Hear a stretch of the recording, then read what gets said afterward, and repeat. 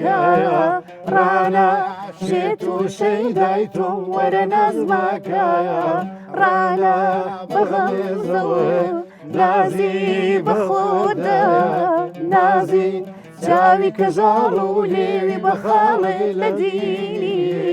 کردم هەی بۆ تۆ مردم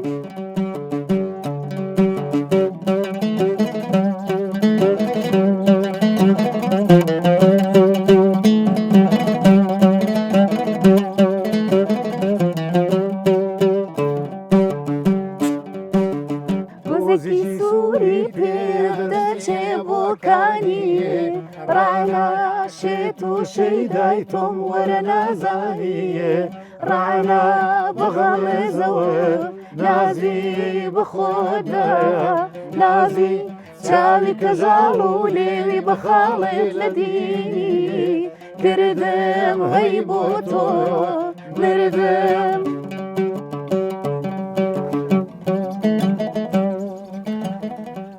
هەموو لایەک بەخێر بێنەوە لەگەڵ ئەو گۆرانی نازدارەی هونەرمەندی گەورەی کورد مامۆستا محەممەدی مەبلێ. بینەرانی خۆشەویستی کەناڵی کوردستان 24 ئەم کاتەوە هەموو کاتێکتان شاد فەرمونون لەگەڵ ئەڵلقەیەکی نوێی بەرنامەی قەلەندەرخانە.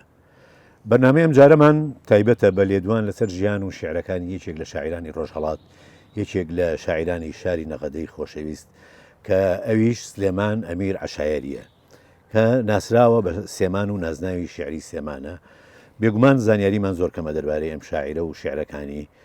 بۆ لێدوان لەسەر ژیان و شێعرەکانی ئەم شاعری ڕۆژهەڵات برای بەڕێز کاکە مستەفا شێخە میوانی بەرنامەکەمانە بەخێر هاتی کاکە مستەفا. سپاس دەکەم دەستان خۆش بێ. مامۆستاگیان زۆر بەخێر بێ. زۆر سپاس. هەروەها برای ئازیز کاکە ڕوان عەدنان جەمال بە ئامێری عود بەشداری بەرنامەکەمانە بەخێر هاتی کاکە ڕوان بێگومان لەگەڵ هاوکارم خەندەخان. بەخێر بێ کاک ڕوان. کاکە مستەفا ئێمە وەکو ئیزانین زۆر شتێ لەباری ژیانی ئەم شاعرەوە ئێمە نەمان بیست و نایزانین حەزەکەم وەکو سەرەتایەک ئەم شاعرە چۆن دەستی لەکوێ لەدایک بووە لەکوێ ژیاوە و چۆن کەوتۆتە ناو جیهانی ئەدەبیاتەوە. ناتوانم ئاماژەی دقیق بە ساڵ و یا ڕۆژی لەدایک بوونی کاک سلێمانی ئەمیر عەشایەری بکەم بەڵام دەزانم هاو تەمەنیا هاودەورەیە دەگەڵ مامۆستا هەژاری مکوریانی هێمن شاعریشی دیکە بە نێوی خاڵەمین ئەویشە لە نەغەدە بووە یا مامۆستا نووری عەتری گوڵۆڵانی لە منتەقەی بینی مەهاباد و بووەکان لە گەورکایەتی ئەمانە کۆی ئەم شاعیرانە دەکەونە سەردەمێک کە سەردەمی سەرهەڵدان و دوای کۆماری دموکراتی کوردستان لە مەهاباد ئەمانە بەشێکیان چوونەتە بواری نووسین و دیوانیان هەیە و کتێبیان هەیە و کتێبەکانیان بڵاو بۆتەوە وەکو مامۆستا هەژار کە وێڕای شێعرە جوانەکانی خۆی کۆمەڵک شێعری خەیامی کردوتە کوردی کە لە خەیامی باش چوارینەکانی خەیامی کە نێوبانجیان هەیە مامۆستا هێمن کە دوو کۆمەڵە شێعر دوو کتێبی شێعری نێوبانجی شاعری گەوڵە و ناسراون ئەوە هاوکات بووە لەگەڵەوان بەڵام ئەمە دەرفەتی خوێندنی نەبووە یا دەرفەتی دەرچوونی لە ڕۆژهەڵاتی کوردستان نەبوو. ڕۆژهەڵاتی کوردستان دوای کۆمار کۆمەڵێک دەنجی شێعر و نووسین کپ کراون نەیانتوانیوە مەگەر ئەوانەی دەرباز بوونە و هاتوونە بۆ باشووری کوردستان وەکو هێمن و هەژار کە لە باشووری کوردستان ئەمانە تەنانەت ئەندامی کۆڕی زانیاری کوردیش بوونە و گەشایان کردووە و لە کەشێکی ئازاددا دیوانەکانیان چاپ کراوە و شێعریان نووسیوە. کەسانێکی کاک سێمان یەکێک لەو کۆمەڵە شاعیرانەیە کە مەمچینە چەند شێعرێکیان گوتبیا دەفتەری شێعرەکانیان شاربێتەوە وەکۆ من بیستمە کاک سەلائی ئەمیر عەشایەری کوڕی کاک سێمانی شاوە لە ئێستا لە مەهاباد دەژی ئێستاش دەستنووسی شێعرەکانی باوکی لەبەردەستە بەڵام نازانین چەند شێعر و چۆنە و ئێستا چاپ نەکراون نەخۆی ڕەنگە ئەو فکرەی نەکرد بێتەوە یا هەوڵی نەدابیانەی توانی بێ. بەڵام کاک سێمان دوای کۆماری کوردستان و دوای ئەوەی کە ڕۆژهەڵاتی کوردستان بە تایبەت مکوریان بەڕێگە ئارام دەبێتەوە ئەوە لە گوندەکان گوندێک دەبێ پیاوی ڕۆشنبیری دیکەی لێ دەبێ وەکو مەلا ڕسوولی ئەدیب مەلا ڕسوولی ئەدیب لە نێو تەمەنی لە نێوان تەمەنی کاکسێمانی ئەمیر عەشایری یا کاکسێمانی شاوەلەی و وەفایی شاعیر کە هەمومان دەیناسین و وەفایی ژێچێک لە سەرچاوی گۆرانیەکانی ماملێ و بنەماڵی ماملێ محەممەدی ماملێ پێش بابی محەممەدی ماملێ مام سعید پێش محەممەدی ماملێ دەنجی خۆش بوو و هاو تەمەنی یا بڵین لەگەڵ وەفایی بەیەکەوە لە ژیاندا بوون ئەمە وای کردووە دواترێ مامستا کاکسێمان دەگەڵ ماملێش پەیوەندی دروست کردووە و لێ ڕێگای مامستا ئەدیبەوە مەلا ڕسوولی ئەدیبەوە فێری خوێندن و نووسینی کوردیش بووە و دیارە کوردێکی زۆر جوان و ئێستا ئەمە تەنیا سێ چوار شعرێکمان دەستکەوتووە کە ئەو شعرەی لە سەرەتایی بەرنامەکەدا گوتمان گۆرانیەکە دیارە گۆرانیەکە بە ناوی ماملێ دەرچووە محەممەدی ماملێ بەڵام شعرەکە شعری کاکسێمانی ئەمیر عەشایری بەڵێ مامۆستاگیان ئەوەی سەرنجی دەدەین سێمان خاوەنی زمانێکی پاراوی جوانی ڕەسەنی کوردیە هەڵبەتە ئەمە تایبەتمەندێتیە لە زۆربەی شاعرانی ڕۆژهەڵاتدا بەڕێزت وەکو نووسەر ئەم زمانە پاراوی شاعر چۆن هەستەکەی کە چۆن ئەم زمانە جوانەی هەبووە لە شعر نووسیندا و چۆن کاریگەری کەی بەسەرەوە بووە لە شاعرانی تر کە بەو شێوە زمانە جوانە پاراوە بنووسێت ناوچەی کوریان ناوچەیەکی دەوڵەمەندە کۆمەڵێک گوندی یەکزار زۆری لێە بە خۆشیەوە وەک باشووری کوردستان گوندەکانیشی وێران نەکراون ئێستا شەرماونەتەوە سەدان گوند دەتوانین بڵێن هەزاران گوند ناوچەی مکوریان دەگرنە بەر یەشێک لەو گوندانە هەمان ئەو شاوەلەیە کە دەکەوێتە نێوان مەهاباد و نەغەدە و پیرانشار کە زێدی کاکسێمان و زێدی مامۆستاکەشێتی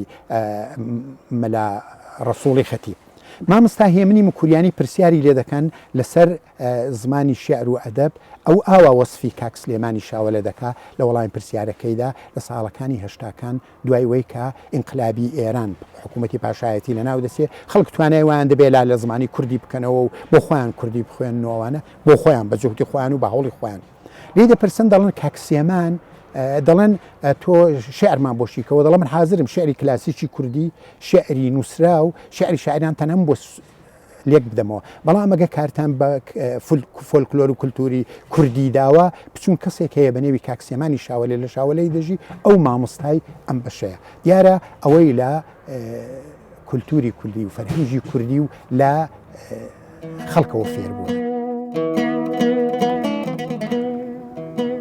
بۆ دەبوو ئاوا لە ناکا و تووشی ئەمڕۆداوە بین بۆچی هەروازوو لە دەستم چوو نازەنین سۆزی دڵ تۆزی غەمی پرژاندە سەرمان و کەچی بوو بەهۆی ژان و پەژارە و باڵشکان و دڵتەزین تۆ ئاوا کۆچی دوای کرد و ڕۆیی خوات لەگەڵ ئێمە ماین ناسۆری دڵگریان و ئەسرین و هەڵوەری وەک سەردە کون بووە سووتاوە هەڵقرچاوە دڵ کوانێ مەڵحەم زەحمەتە بەو زوانەش ساڕێژ بێبری لای خۆی جێژن بوو دەبوو دوو ڕۆژی جێژن بکەین خوایە مەیکە ناشکوری ئەو جێژنە بۆ چی بوو بەشی خوای مەزن هەرچی ڕەزای تۆ بێ ئەمەش رازی نەپێی دیارەوە دیاری کرا تەقدیری ڕەب العالەمین. دەم خۆش خەندەخان زۆر سپاس. مامۆستاجان ئەوەی کە ئێمە ئەیزانین ئەمان سێمان لە بنەماڵەیەکی دەست ڕۆیشتوو بوون یعنی کە بڵێن مڵکیان هەبووە مڵکداریان هەبووە مەڕووماڵاتێکی زۆریان هەبووە بەڵام لەگەڵەوەشە ئەوان وەکو بنەماڵە زۆر عەوداڵی زانست و معریفە بوون ئەم عەوداڵبوونە لەس لەکێوە بۆ سێمان ماوەتەوە خۆی لە سیستەمی یا لە نیزامی پێشووی کۆمەڵایەتی خەڵکی کوردستاندا ئەوانەی زۆرتر خوێندەوار و ئەهلی فێربوون یا مەزالی فێربوون یا دەرفەتی فێربوونیان هەبوو ئاغاوەتەکان بوون خاوەن مڵکەکان بوون ئەوانش دەچوون سیستەمی پەروەردە و فێرکردن وەکو ئێستانە بووە کۆم سەردەما لە ئێران ئیدارەی ئامۆزش پەروەردەش هەیە لێرەش پەروەردە و فێرکردن هەیە ئەوە نەبووە کاکسێمان و هەموو ئەوانەی وە کاکسێمان لە بنەماڵەی ئاغاوەت و خاوەن مڵک و ئەوانە بوونە هەر هەمویان شێوازی خوێندنیان جیاواز بوو لەگەڵ خەڵکی دیکە لەبەرەوەی خەڵکی دیکە حکوومەتێکی وایە بەسەر کوردستاندا زاڵ بۆ خۆمان دەزانین عێراق دەگەڕێتەوە نزیکەی 100 ساڵ لەوەی پێش وە لە ئێرانیش لە سەردەمی ڕەزا شاوە ئەو قوتابخانە و مەدرسە و شتە دروست بۆ خوێندنی ڕسمی هەیە خەڵک بۆ خۆیان یا لە حوزرەی مەلایان لاکن مەلایەن وەکو فەقێ فێری خوێندن بوونە یا لە ماڵی خۆیان ئاغاوت کەسێکی خوێندەواری بە پارێ گرتووە وەکو میرزا ناوی میرزا بۆ میرزا وانەی بە منداڵەکانی خۆیان ئیوانە و گوتوێتەوە کاکسێمانی جێشێک لەو کەسانەیە کە بەهرەمەند بووە لە میرزایەتی و مامۆستایەتی ئەو میرزانەی کە هێناویانە دیارە باوکو کەسانی لە خۆی گەورەتریشی هەر بەو زورەی پەروەردە بوونە و هەتا ڕادەی تێگەیشتن خوێندنەوە و نووسین و ئەوانە فێری خوێندن بوونە بۆ ئاگاداریت دەتوانم بڵێم کاکسێمان جگە لە فارسی و کوردی عەرەبێکی باشیشی زانیوە و تا ڕادەیەشی باش لەبەرەوەی کە ڕووس لە زەنجی جیهانی یەکەمەوە ڕووس هەتا زەنجی جیهانی دووەم و دارەمەزرانی کۆماری کوردستان و کشانەوەیان لە ئێران و ڕۆژهەڵاتی کوردستان ڕووس لەوێ بوونە ئەو کابرای ڕووسێکی باشیشی زانیوە بەڵێ مامۆستا گەر سەرنجی شێعرەکانی بدەین سێرەکەین ئاوێتەی سروشتە سروشتی جوانی کوردستان بەڵێ هۆکاری چی بووە کە هێندە با بڵێن بلای سروشتی لا گرنگ بووە و کاریگەری چۆن بۆ لەسەر شاعرەکانی ینی چۆن جوانی سروشت ڕەنگی داوەتە لە ناو شاعرەکانیدا ڕەنگە کاکسێمان خۆی تووشی ئەو ڕێبازە بوو بێ لەبەرەوەی ئەو کەسانەی کە شاعیر بوون لە ڕۆژهەڵاتی کوردستان لەو سەردەمەدا یا سیاسی بوون یا عاشق بوون عاشقی یا عاشقی سروش بوون یا عاشقی ژن بوون جنسی بەرامبەر بوون کەسی بەرامبەر بوون ئەوە کاکسێمان لەبەرەوەی کە لە نەیتوانیوە سیاسی بێ و خەفەقان و زۆرداری لەوێ هەبووە و لە نێو سروشتێکی باشیشدا ژیاوە کاکسێمان هەر ئەوەندە شێعرانەی نییە کە ئەوانەی کە ئێمە دەزانین زۆر بەندی دیکەی گوتونێتەوە هەر کورتە بەندن ماملێ دەیانڵێتەوە چونکە دەگەڵ ماملێ زۆر تێکەڵ وێستا من هێندێک شتێک باز دەکەم کەس لە باشووری کوردستان نازانێ مخاکۆ کوێیە نازانێ فەرەنگ کوێیە فەرەنگ و مخاکۆ دوو شەنە ماملێ لە گۆرانیشی لە گۆرانی زێنەبێدا کە لە بەغداد تۆمار کراوە دەڵێ دەسمە سەر مخاکۆیە دەڕوانێتە فەرەنجێ زووتێک شەمامەی خەت لە تۆ هەڵدێنن ژەنجێ لەسەر باڵای لێواڵێ با لێم دەن بە تفەنجێ ئەمە هەبێ و نەبێ ئەمە دەستی کاکسێمانی تێدا لەبەرەوەی فەرەنگ و مخاکۆ یا مغ ئاکۆ کە ڕەنگە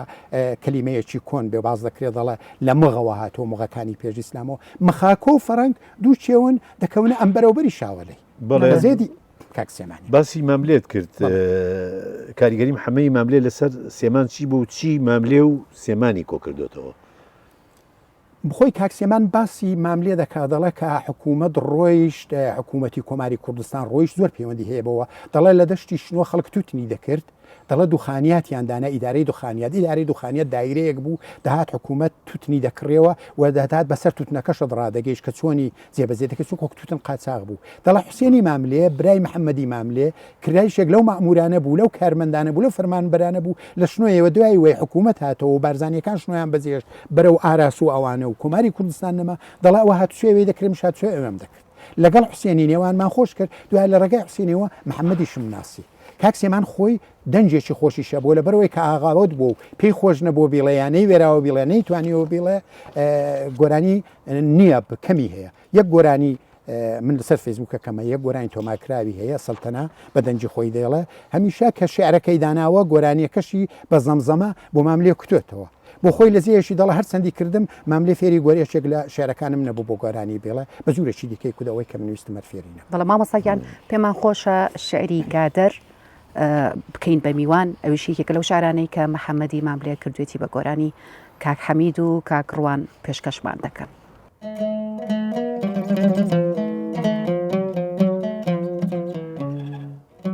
گادەر دێن لە شنۆیە ڕێم نییە لەبەر چاو هەڵۆیە جێم نییە گادەر دێن بەهاران ڕێم نییە لەبەر گوێ بە گواران جێم نییە گادەر دێن هاوینان ڕێم نییە لەبەر دەسماڵ شینان جێم نییە گادەردێن پایزان ڕێم نییە لەبەر گوێ بەزریزان جێم نییە گادەردێن زستانان ڕێم نییە لەبەر چاوجوانان جێم نییە گادەردێن هەموو وەختان ڕێم نییە دەبڕن کۆل کێ درەختان جێم نییە گادەردێن لە نێو زندۆڵان ڕێم نییە لەبەر بازنە لە قۆڵان جێم نییە.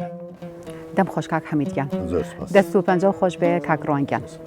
مامۆستاگیان ئەم شعرەی کە کاک حەمید بۆی خوێنینەوە گادەر هۆکاری نووسینی ئەم شعرە چییە یا چیرۆکی ئەم شعرە چییە گەر بۆمان باس بکەین؟ هەرێ دەکرێت بگەڕینەوە سەر وەڵامی ئەو پێشوو کە باسم کرد لە شنوۆیە چۆن دەگەڵ کاکسیمان دەگەڵ حسێنی ماملێ برای محەممەدی ماملێ ئاشنا بوو دوای دەگەڵ محەممەدی ماملێ دیارە شوێنی هاتوچێی ئەوانە شوێنی ژیانی ئەوانە بەشێکی دەشتی شنوۆیە بووە دەشتی شنوۆیە دەشتێکی سەرسەوزە دەکەوێتە سەر سنووری کوردستانی باکوور و باشوور و ڕۆژهەڵات لە ژووری ڕۆژهەڵاتی کوردستانەوە گادەر ڕووبارێکە لەسەر سێ سنوورەوە سەرچاوە دەگرێت سێ سنووری هەر سێ پارچەی کوردستان کوردستانی باشوور و ڕۆژهەڵات و باکوور لەوێەوە دەڕوات دەشتی شنوۆیە لەت دەکا دوایە دەڕات دەشتێک لە بەرەوەی دەشتی شنوۆی پێدەڵن دەشتی سندوسی کە شاری نەغەدا لە نێو دەشتی سندوسی هەڵکەوتووە بەوێدا دەڕوا ئەو منتەقەیە بەش دەکات و دەڕژێتە ناو گۆلی ورمێوە. ئەم سروشتگەرایی یا ناتۆرالیزمەی کە لە شاعیرانی ڕۆژهەڵاتدا هەیە بە تایبەت لە کاکسێمانیدا لە هێمنیدا یەکزار زۆرە ڕەنگە تاسیری لێ وەرگرت پێ لە هێمنی بەهاری لادێ هەیە شەماڵ هات بە گاڵەگاڵ هەور بوون گەواڵ گەواڵ پشکوت گوڕی گەشووە ئاڵ بولبول کەوتە ناڵە ناڵ بەلەنجێزە بە باران دوور و درێژە شێعرەکە شێعری بەهاری لادەی مامۆستا هێمنی شەر کابرایەکی پیاوێکی پێشترێ سروشتگەرا بووە دوایە تووشی سیاست بووە لە پێشەچی کتێبی تاریک و ڕوون دیوانی تاریک و ڕۆنی هێمنیدا عەبدوڕەحمانی قاسم و ڕاستەوە دەڵێ هێمن سروشتگەرایە ناتورالیستە من کاکسێمانی شەرە جوورە گادەر من خۆم چونکە خەڵکی دەوروبەری گادەرم و خەڵکی شنۆم بیرەوەریم لە گادەر هەیە بەهارانی گادەری هاوینانی گادەری و زستانانی گادەری ئەو گادرە هەر بۆ هەر فەسڵێکی ئەو گۆرانی کۆپڵەیەکی بۆ کتووە بەندێکی بۆ کتووە یا دێڕەشی بۆ کتووە ئەمەوە دەگەیەنێ کاکسێمان دەگەڵ گادەر ژیاوە هەم لە دەشتی سندوس کە دەکەوێتە داوێنی ئەو دۆڵەی شاوەلەی تێدایە ئەو گەلیە شاوەلەی تێدایە سێ گوندن شاوە لە بایزاوێ گەڵوان دوایە دێ دەشتی سندوسی ئەدەسێ سەرگادەری ئەوە ڕەنگە و پەیوەندیەکی سروشتی پەیوەندیەکی تریژ من هەست بە شتێکەکەم ئەو شوێنە لەبەروی کەوتوتە سەر ئەو سنوورە زۆر کارێ ڕێم نییە و جێم نییە ینی ئەمە خەم خواردن نەبێ بە ئەوەی کە ئەو ناتوانێت بچێتە ئەو دیوی سنوورەکان بەشەکانی تری کوردستان ببینێت ئەم پرسیارە زۆر جوانە ئەمە بۆ لێکۆڵینەوە لە دەقی ئەدەبی دەگەڕێتەوە ئەم پرسیارەی جەنابەت زۆر جوانە بۆ ئەوە دەگەڕێتەوە تۆ دەقێک دێنی بە پێی تێگەیشتنی خۆت تەویلی دەکەی چونکە ئەو دەقا شتی شاراوەی تێدایە لێرە جەنابێت شتێکی شاراوە دەو دەقەدا دەدۆزیەوە کە گادەر لە سێ سنوورەوە سەرچاوە دەگرێ تۆ باسی چۆمێک دەکەی ڕێی لێگرتووی یا باسی ڕووبارێک دەکەی دەتوە لە شوێنێکی کە جێت نییە بڕۆی ڕێت نییە بڕۆی دەتوانی ئەو ڕۆیشنا و دەربازبوونە بەرەو پارچەکانی دیکەی کوردستانی دابشکراوێت بڵێ ینی من هەستکردنە بەوەی کە ئەو قسە لەگەڵ ئەو ڕووبارە کاتچکە ئەو ڕووبارە هەموو خاکەکانە بینێ بەڵام ئەموو مرۆڤ ناتوانێت ناتوانێت بیان بینێ ڕاستە تەنانەت ئاخری دوو کۆپڵەی گادەر دێ لە زەندۆڵان زەندۆڵ ئەو قوڵکە زیاجیا بچووک بچووکانە کە ئاویان لێ هەڵدەقڵێ هەرێکەی لە شوێنێکەوە و دوای کۆ دەبنەوە دەبن بەکاتەر مامۆستاگیان هۆکاری چی بووە کە سێمان شێعرەکان و بابەتەکانی بە کتێب و بە نووسین بڵاو نەکردوێتەوە هۆکاری سەرچی ئەوە بووە ئەو شاعیرانەی لە ڕۆژهەڵاتی کوردستان دوای دەستەڵاتدارەتی ڕژیمی پاشایەتی شاهنشایی ڕزا پهلەوی کە لاسای ئاتاتورکی کردەوە تەنانەت لە منتەقەی کاکسێمانی ماوەیەکی نەیان هێشتووە خەڵک جلی کوردیش دەبەر بکە ئەم نییە گەڕاون لە ڕبینی دوو گونداندا کە کاروانێکیان دیوە پیا و یاژن لە گوندێ دەیەکە و بۆ دەیەک سەفەر دەکەن جلی کوردیان دەبەردانە بووە نێفەشی پاتشە شەڕواڵەکەیان بڕیون یا ئاگریان دەزلەکانیان بەرداوە زمان مەمنوع بووە چاو لێ دەکەی کەسانێکی دیسان دەگەڕێمەوە سەر هێمن و هەژار و مامەستا هێدی و خالید ئاغای ئیسامی کە ئەوانە توانیویانە دەربازبوونە هاتوونەتە پەناشۆڕشی ئەیلول و باشووری کوردستان ئەوانە توانیویانە بنووسن تەنانەت لە ڕۆژهەڵات ڕێنووسێکی من لە بیرمە یەکەم کتێبی وەفایی کە وەفایی پێش ڕژیمی پاشایەتی بووە دیوانەکەی دیوانی وەفایی شعرەکانی بە ڕێنووسی فارسی چاپکرابوون ئەتوە دەبوو یەک کوردی ئێستا منیش ئێستا بێ بۆم نەدەخوێنراوە مەگەر فارسیەکە بزانی زەلەن لە باتی هەمزە دەست پێ بکە کڵاوێکی لەسەر بوو کەوا بێ ئەوان دەرفەتی چاپیان نەبوو کە دەرفەتی چاپیان نەبووە دوایە ڕەنگە هەر ئێستاش لە ڕۆژهەڵات دوایە دەترسێن هێندە کەس کوڕەکەی ڕەنگە ترسا بێ پاژماوەکەی ترسا بن نەیانتوانی بێ زیاتر بۆ نەبوونی دەرفەتی چاپ و بڵاوکردنەوە دەکڕێت. بەڵێ مامۆستاگیان لە کۆتایی بەرنامی قەلەندەرخانەیە ئەمانەوێت زۆر سوپاسی ئامادەبوونی بە ڕێزە بکەین زۆر سوپاس بۆ ئەو هەموو زانیاریانەی کە لەسەر شاعیر پێت بەخشین سپاس بۆ ئێوەش و بۆ بەرنامە جوانەکەشتان زۆر سپاس مامۆستاجان ئەوانێ زۆر سوپاسی کاکڕوان بکەین خۆی و عودە جوانەکەی دەست و پەنجە جوانەکەی و زۆر سپاسی هاوکاریشم کاک حەمید بکەم ئازیزانی قەلەندەرخانە بە گۆرانیکی جوانی محەممەدی ماملێ کە لە شعری سێمانە شعری ڕاوچیان کۆتایی بە بەرنامەی قەلەندەرخانەی ئەمڕۆمان دێنین تا دیداری داهاتوو هەر شاد و سەرفراز بن.